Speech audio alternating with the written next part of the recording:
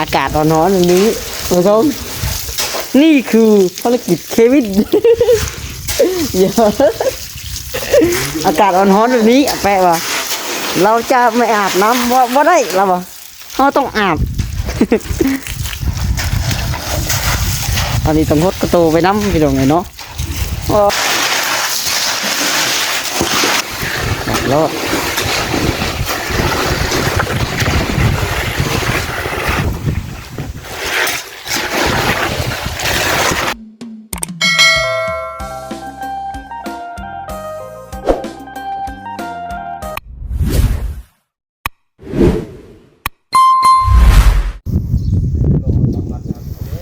มาพี่น้องเนาะโดย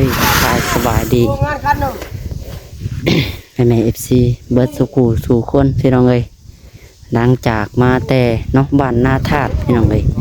มาแต่บ้านเกิดน้องหลานเนาะหรือว่ามาแต่เพื่อนปูย่าพี่น้องเลยเนาะไปแปลงธาตุพี่น้องเนาะธาตุย่าก็แล้วไปทีเรียบร้อยแล้วก็กลับมาบ้านเนาะกลับมาสู่ต่องานคือเก่าพี่น้องเลยเนาะเอาเมื่อนี้พี่น้องเลยกำลังสีส่วนกันเทเนาะกันเปื้อนเพื่อนน้องหลานะพี่น้องเนาะแต่น้องหลากระเทแต่ว่าในวันแหละมาวันนี้กระเทแบตเตอร์สับเบิดพี่น้องเลยเรือบริไทยคลิปให้แม่เอฟซีเบิ้งเนาะเพราะว่าอยู่พุ่นพอดีไฟดับเนาะบอลที่น้องหลาอยู่เมื่อวานนี้ไฟดับเลยบริมีแบตไทยเนาะได้ถ่ายคลิปเตตอนลงวัดคลิปเดียวแล้วก็แล้วพี่น้องเอ้ย แบตเบิดเนาะแล้วก็มื้อนี้พี่น้องเอ้ยก็ชวนกันเทตัวนี้แหละเพื่อนน้องถุยทองกับเทแล้วเมื่อวานนี่เนาะเทเพื่อนน้องถุยทองกับเพื่อนน้องหลาวันนี้ได้เจ๊หนึ่งถุยทองก็ได้เจ๊หนึ่งวันนี้พอดีค่ำพี่น้อง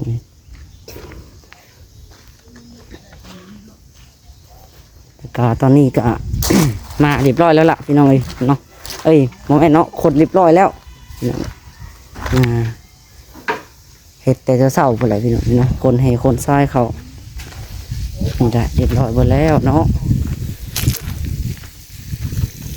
มีแต่กำลังเก่งน้ำเขารอแต่มาแล้วปาดกันลื่น กันลื่นเนาะตัวนี้เทวานนี่ไปเลยพี่น้องตัวนี้เนาะเอาแต่วานนี่ไปเลยบ่ค่อยปานใดบ่ปานใดไปกลางเว้นมันคืนเหมือนไก่ก็ไปอยากนอนเนาะมันคืนกันน่ะโอ้ดอกไฟอยู่นี่มันทำกินแมงไหม้มีแต่ห้อยไก่แตกไก่บ่นอนมันคืนน่ะบ่นอนไก่ก็ได้นี่กันลื่นลื่นเถอะเนาะห้อยไก่ห้อยงองแงงเดี๋ยวห้อยหมาไก่แมงดาบ่เห็นว่านั่นเขาขายไก่ทำกันดีจักเวลามีเจอไม่ได้ตามที่นี่ไก่ป่าด้วยเลยไก่เฮาไก่ป่าเนาะดังมันดีนะไก่ป่าวางใส่น้ำไปหน่อยเลยหลอกอันนี้จะดูใส่ก็ได้เนาะ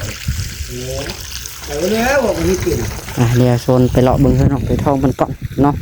เทแล้วล่ะพี่น้องเมื่อวานนี่ตัวนั้นก็ได้เนาะตัวนี้ก็ย่างเทื่อพี่น้องยังจิกเกาะออกไปอีกหรือว่าเอาให้มันเพียงกันเลยเนาะจิกเกาะเอาผีอีกเลยพี่น้องเนาะเลาะไปแค่นี้ไปเบิ่งเพื่อนออกไปท่องแล้วก็ไปเบิ่งปูนเขาก่อนเนาะยังจัดสอบ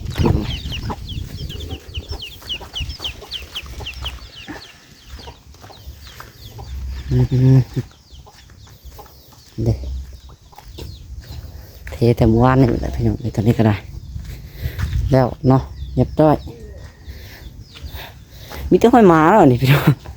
หมาเหยียบเบิดเลยโอ้ยเอาปูนรีดน้ำไหมล่ะปูนยังจัดสอบดิเนาะ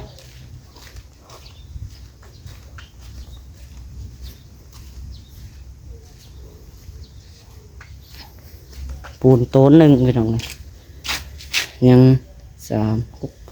ยังเหลือ7 สอบพี่น้องจะพอขิวพี่น้องเนาะสีตกแตกก็สั่นปองสีตกแตกไกลขึ้นได้นี่เมื่อตกว่างนี่ต่ำแล้วพี่น้องไก่บันแตกเลย มันหอยที่ทองก็เก็บน้ำเนาะเดี๋ยวไปเบิ่งบรรยากาศกันก่อนแหละตอนนี้ก็กำลังมาน้ำมาไว้ก่อนเนาะแล้วก็สิตีขล้นขึ้นเลย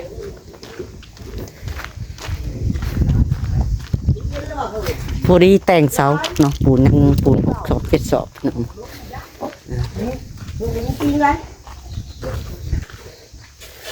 ปูนเป็ดสอบ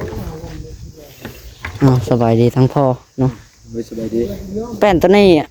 เอาลงไปวัดบ่พอโดยแป้นนันชีนาวัดแป้นพัดลมวัดพี่น้อง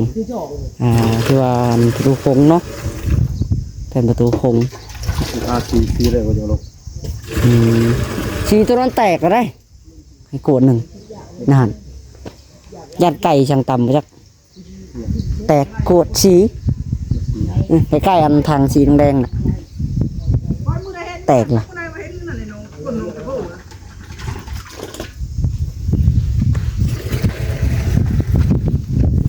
ซาพี่น้องเลยหนังเราสมุยหอบก่อนเนาะสมุยแล้วเด็กก็มาน้ำมาแล้วเด็กก็สีทายให้แม่ซีเบิ่งต่อเนาะ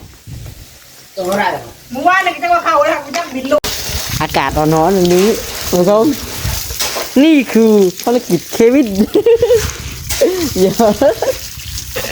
อากาศร้อนๆแบบนี้แปลว่าเราจะไม่อาบน้ำว่าได้เราบอกเราต้องอาบอันนี้ต้องหดกระโตไปน้ำพี่น้องไงเนาะปริมาณเรียบร้อยบ้านนี้ทำผสมกำลังผสมเนาะ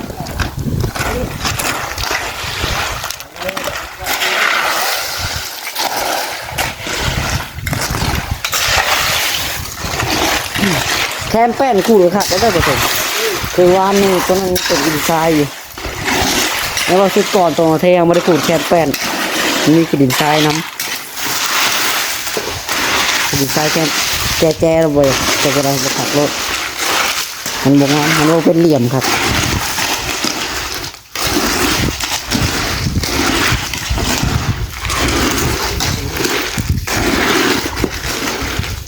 มีแหงเด้มีแหงเด้มีแหงเลยลงมาเลยแม่ทั้งนี้สิบุมีแหงเลยทั้งนั้นยังมีแหงอยู่มีแหงอยู่เนาะมีแหงอยู่ด้วยแปะนี่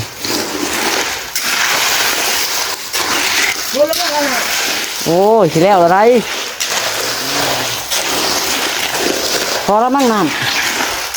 เอาไปยังอาบอยู่บ่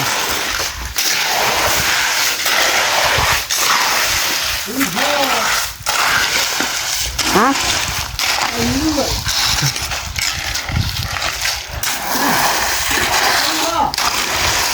คนละข้างก็แต่ได้บอลแล้วบอลไปท่านอ่ะมาปิดน้ำเด้อปิดบ่ได้ฮะยังไรบ่เงินหลายผู้จักน้ำ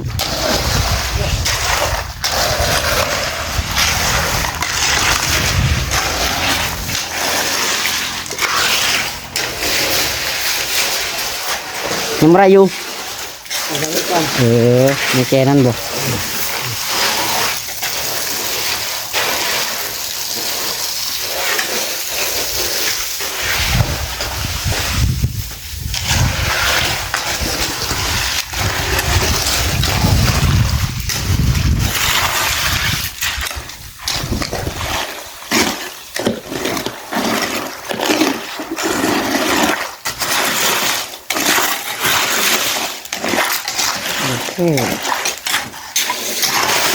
อย่าไปเลาะมึงนะแปะเฮ้ยแปะมึงลงมาเบ้ไม่ใช่ละกันเนี่ยเขาก็ปาดบุท่านแล้วอะไรกันหนาอื่นมองไปยังในปาดเลยเนาะ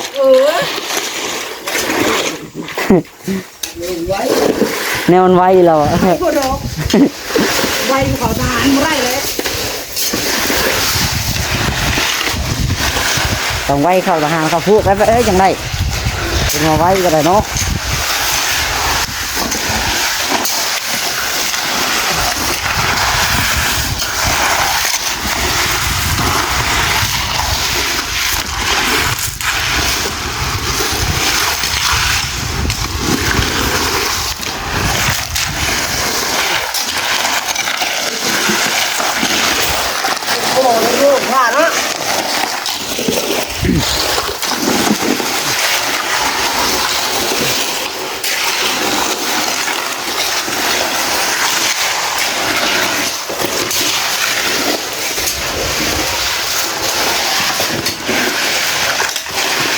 น้ำลายเหรอ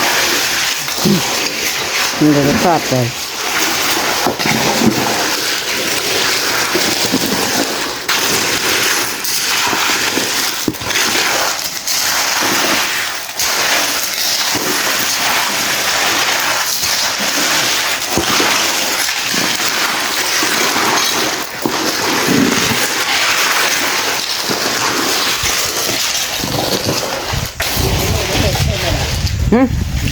ฝากรถเพียงต้นหนาต้นกระเพาะไปเลย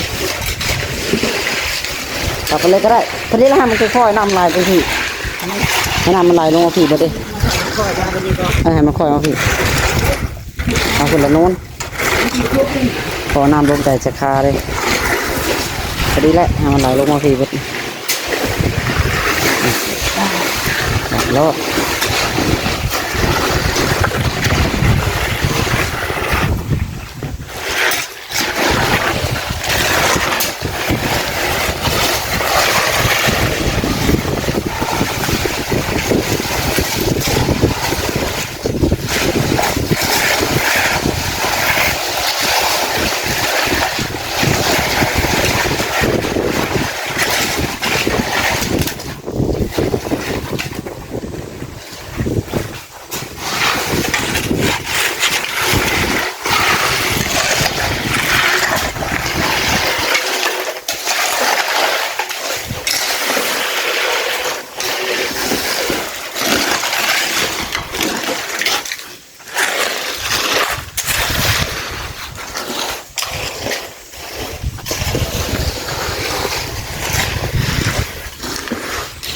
มันประมาณนี้พี่น้องเนาะตุ๊ตัวนี้แล้วก็ปูนยัง6 ศอก 7 ศอกพอดีก่อเสาเนาะคือตัวนี้ได้แล้วก็สิตั้งบล็อกตัดบล็อกที่ก่อเสาทำพอว่าให้ได้หน้า30นะครับสำหรับเสาเนาะ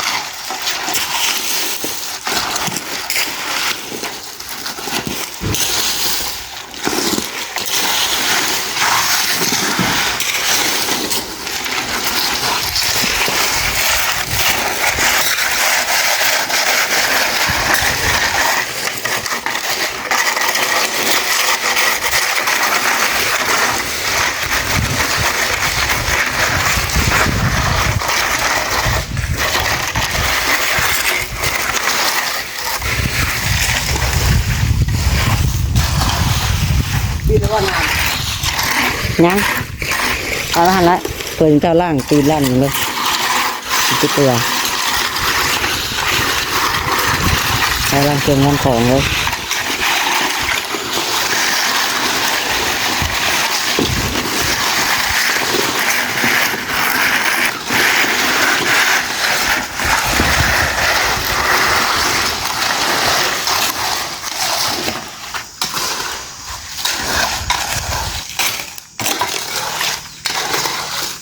ฝุ่น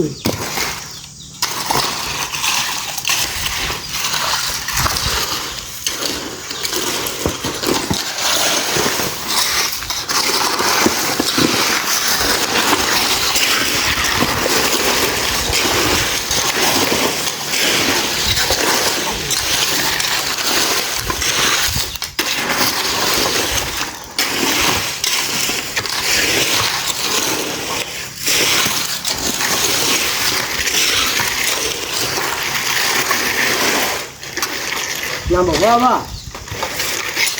มีหลานเละโอ้ใช่พูดพอดีคนหลาย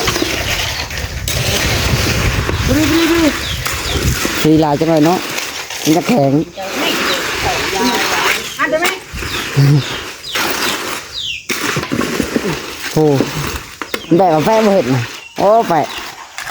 เลย จับเลยไปเด้อปูมันแห้งเลย ฮะ นางขาปูมันแห้งไว้จังปะน้องมาส่ง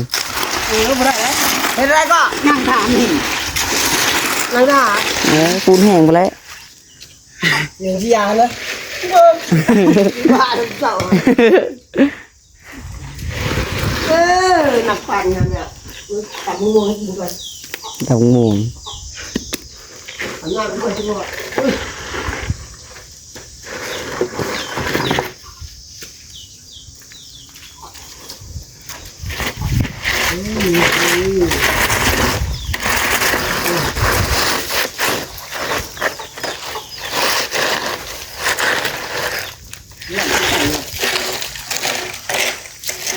หนักที่แค่สูงตาย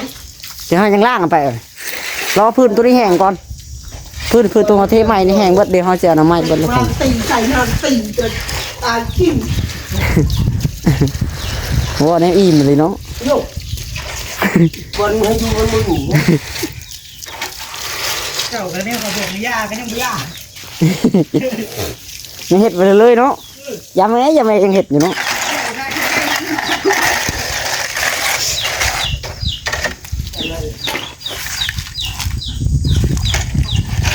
เดี๋ยวเพียงกันเนาะอย่างนั้น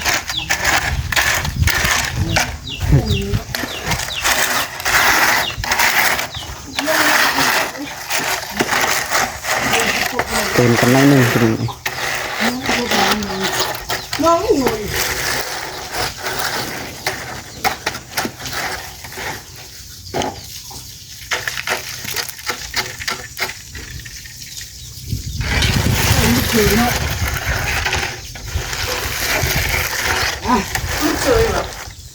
ลุด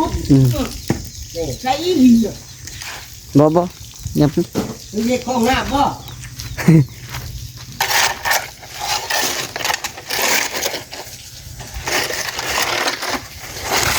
ใช่มันก็บอกเป็นโคลนแล้วบ่เดี๋ยวเนาะมันก็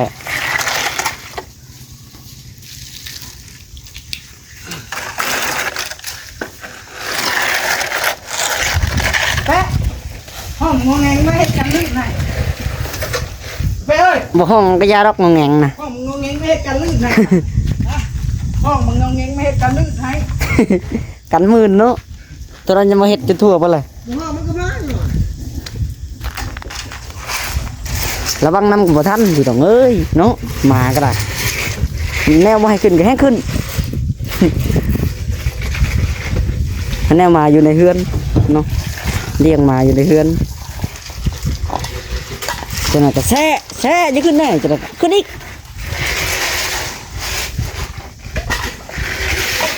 เรื่องอาบน้ำล้างจาน จังซั่นเลยเนาะ อะไรกินไม่ล้างตู้มันแล้วก็ ฮะ ช่วยเอา เก็บถ้วยมาเพิ่นเด้อบ่ส่งเด้อ เก็บมาเบิด ตอนเพิ่นดุนี่ เพิ่งดูนี่ เพิ่นสิล้างถ้วยเพิ่นเนาะ ล้างตู้กัน น้องลาแล้วบ่มีบ่แบบอย่างเพิ่นเอ้ยว่าไอ้จังบ่บ่ล้างถ้วยเนาะคันมีแบบคล้ายๆแบบของแบบคือน้องจ้อยนี่พี่น้องคือสิคักดูเนาะคำว่าได้นี่น้องลาสิเฮ็ดตอนนี้พี่น้องนี่บ่ล้างถ้วยล้างบวงเนาะสิตั้งบนนี้ต่อท่อออกมาแต่ก็มันต้องได้ก่ออีกบนนี้เนาะก่อบ่ต้องมาสูงประมาณเพียงนี้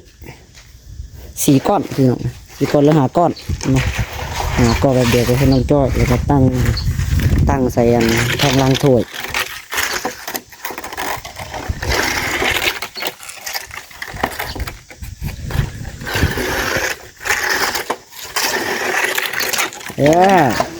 อย่ามันฮะ หนาเติบ เคโล นั่นแหละ โอ้หอนเอ้ยเบ้เอ้ย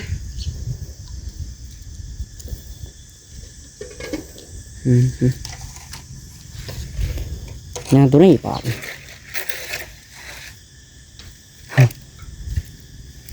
เดี๋ยวผสมจากกระมังตัวนี้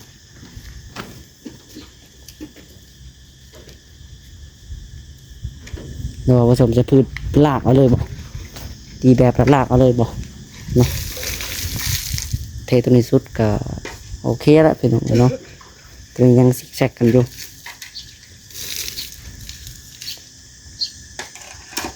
เรียบร้อยบ่ถวยทองเรียบร้อยเนาะต่อไปซะโอเคพี่น้องสำหรับคลิปนี้ก็จะขอตัวไปก่อนเนาะจังไรก็อยู่ดีมีแห้งเบิดสุขสู่คนพี่น้องเลยจังไรก็ฝากเป็นกำลังใจทางน้องหล่อแล้วก็ทีมงานเบิดสุขสู่คนไปเด้อเนาะฝากคนละ1 ไลค์ 1 แชร์คือเก่าเดิมพี่เนาะผู้ที่เข้ามาใหม่ก็อย่าลืมกดติดตามให้ทางน้องหล่อในเด้อเพื่อสิบไรครับเบิ่งคลิปใหม่ๆเนาะต่อไปพี่น้องเลยเสียบริพลาดเนาะป้าสำหรับคลิปนี้ก็จะขอกล่าวคำว่าสบายดีพี่น้องบ๊ายบาย